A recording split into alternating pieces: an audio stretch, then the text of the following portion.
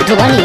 हेरो जब जब डीजे धमकै छै छौरी सब नाचैला सनकै छै। हेरो जब जब डीजे धमकै छै छौरी सब नाचैला सनकै छै। मारने छै जे सेंट छौरी गमकै छै, मारने छै सेंट छौरी गमकै छै। हेरो जब जब डीजे धमकै छै छौरी सब नाचैला सनकै छै। हेरो जब जब डीजे धमकै छै छौरी सब नाचैला सनकै छै।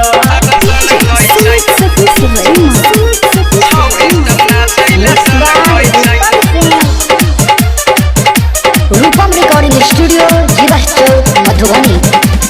नाचै छै छौरी के पातर कमर छै, डीजे वाला के छौरी लेने नंबर छै। लेने नंबर छै रो लेने नंबर छै। नाचै छै छौरी के पातर कमर छै, डीजे वाला के छौरी लेने नंबर छै। डीजे वाला के देख के चमकै छै, डीजे वाला के देख के चमकै छै। हेरो जब जब डीजे धमकै छै छौरी सब नाचैला सनकै छै। हेरो जब जब डीजे धमकै छै छौरी सब नाचैला सनकै छै।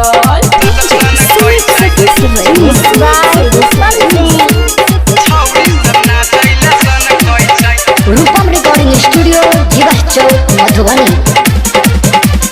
बाजै छै राम राज के गाना छौरी सब सुन कह भेलै दीवाना। भेलै दीवाना रो भेलै दीवाना।